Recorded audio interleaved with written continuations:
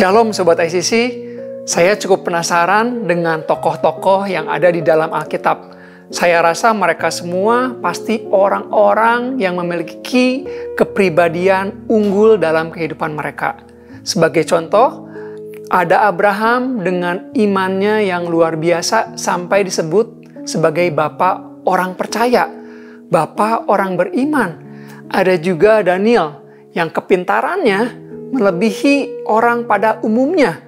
Lalu ada juga Yusuf yang dengan sabar melewati penderitaan demi penderitaan yang tidak kunjung usai.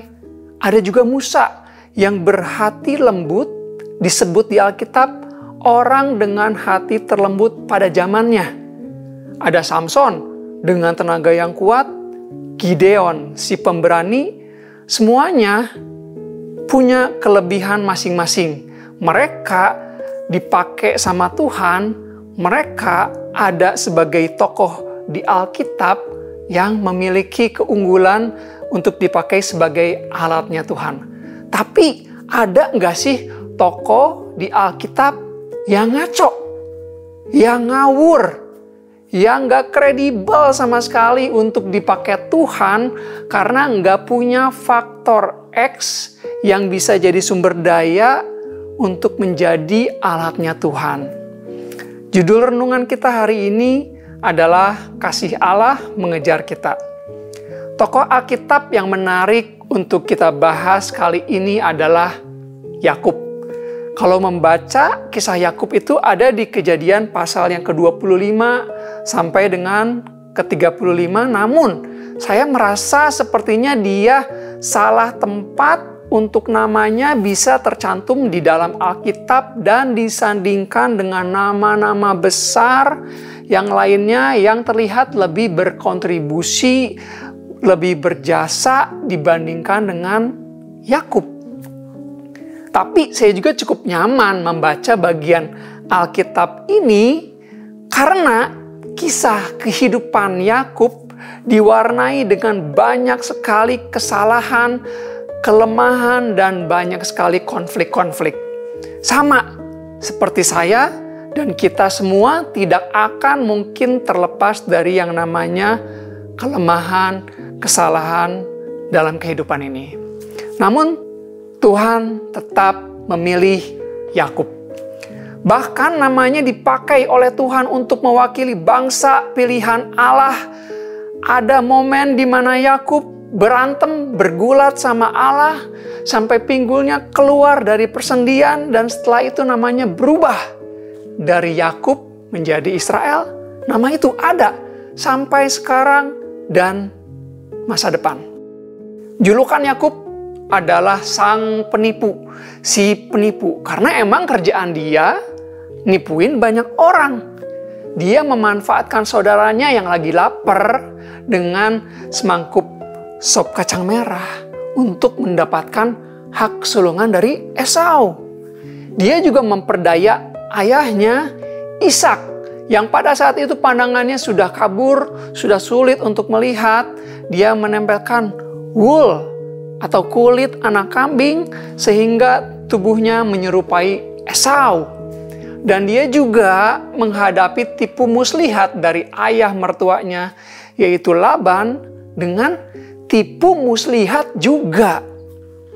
Ini adalah kejadian-kejadian terkenal dari Yakub yang dari perbuatannya itu, dari kelakuannya itu sama sekali tidak ada yang bisa dibanggakan, tidak ada yang bisa dibenarkan.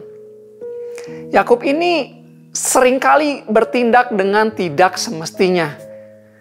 Tapi oleh karena itulah kisah Yakub seperti melegakan untuk dibaca karena kita juga semua tanpa terkecuali pernah, sedang, dan akan melakukan kekeliruan. Pertanyaan yang muncul, jika Allah dapat mengasihi, dapat memakai Yakub dalam keadaan demikian, bersediakah Allah melakukan hal yang sama dengan saya? Hal yang sama dengan kita? Secara logis, kita akan berasumsi bahwa Yakub itu nggak layak Tuhan untuk menjadi orang yang spesial, untuk menjadi orang yang dipilih oleh Tuhan, untuk mewakili suatu bangsa pilihan Allah, karena dia nggak punya kebisaan. Karena dia punya banyak sekali tipu muslihat, tipu daya. Lebih banyak momen-momen yang membingungkan kita sebagai pembaca firman Tuhan daripada momen-momen yang menginspirasi kita seperti tokoh Alkitab lainnya. Karena Yakub gaya hidupnya seperti koboi banget, preman sekali. Dia tidak melakukan hal-hal yang seharusnya dilakukan oleh teman sekantornya, rekan sejawatnya, yaitu tokoh-tokoh di Alkitab yang lain. Dia tidak menghibur orang sakit, dia tidak menyembuhkannya, dia tidak menulis Mazmur, dia tidak menulis Amsal, dia tidak pernah berkhotbah, dia tidak pernah bernubuat atau melakukan apapun yang berprestasi yang membuatnya pantas dipakai oleh Tuhan. Justru dia menikahi 2 wanita, dan pada saat kedua istrinya berantem, dia diam saja. Malahan dia tidur dengan pelayan-pelayannya. Lalu dia tidak melakukan apa-apa pada saat anak-anaknya melakukan keributan di sebuah desa. 20 tahun dia hidup sebagai buronan. Dan masih banyak skandal-skandal lainnya yang bisa kita lihat dari hidupnya Yakub ini.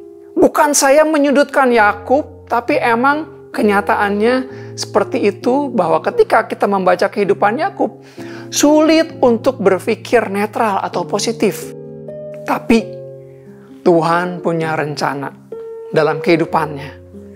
Tuhan memiliki tempat bagi para penipu seperti Yakub, bagi para pengacau, bagi para pembuat kesalahan seperti kita, bagi para pencari keuntungan yang egois seperti Yakub, dan juga termasuk kita semua.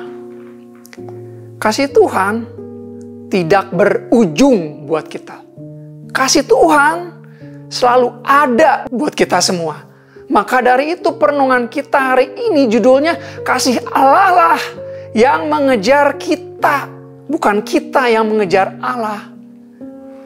Kalau kita bertanya, apakah Tuhan mengasihi dan dapat menggunakan orang yang memiliki banyak kekurangan dan kesalahan seperti saya dan kita semua? Kisah Yakub ini cukup untuk memberikan pengertian bahwa Allah adalah setia bagi hidup kita. Anugerah Tuhan mengejar Yakub. Anugerah Tuhan melindunginya pada saat dia jadi seorang pelarian di tanah yang asing. Anugerah Tuhan membawanya pulang kembali ke tanah Kanaan. Kehidupan Yakub yang bisa kita dengan mudah analogikan dengan kehidupan kita. Karena dalam kehidupan kita juga kita pasti mengalami kegagalan, kesalahan, banyak kekeliruan, dan mungkin kita melakukan kejahatan. Sangat-sangat mungkin untuk mengalami kebaikan Tuhan yang sebenarnya tidak pantas kita untuk memperolehnya.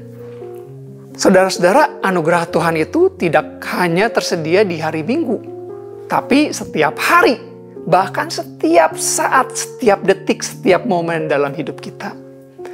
Anugerah Tuhan tidak hanya sebaik kelakuan kita, tapi sebaik Tuhanlah yang mau memberikan anugerahnya kepada kita dengan cuma-cuma. Anugerah Tuhan tidak hanya terjadi pada dahulu kala, pada saat pencatatan Alkitab, tapi saat ini, sekarang, dan kedepannya bagi siapapun yang mau membuka hatinya dan mau menerima kuasa Tuhan dalam hidupnya. Jika kita tidak setia, Tuhan tetap setia dan Tuhan tetap mengejar kita semua. Amin. Mari kita berdoa. Bersyukur untuk kasih-Mu yang mengejar kami Tuhan, yang sebenarnya kami tidak layak untuk memperolehnya. Kami belajar dari kisah Yakub ini bahwa bukan kesalehan kamilah, bukan prestasi kamilah, Bukan pencapaian kamilah yang membuat Tuhan mengasihi kami. Bukan juga kegagalan kami, kesalahan kami, skandal-skandal dalam kehidupan kami yang membuat Tuhan tidak mengasihi kami. Karena Engkau tidak akan pernah bisa berhenti untuk mengasihi kami. Engkau mengasihi kami karena sesimpel Engkau yang memutuskan untuk terus mengasihi kami dan tidak bergantung kepada performa hidup kami.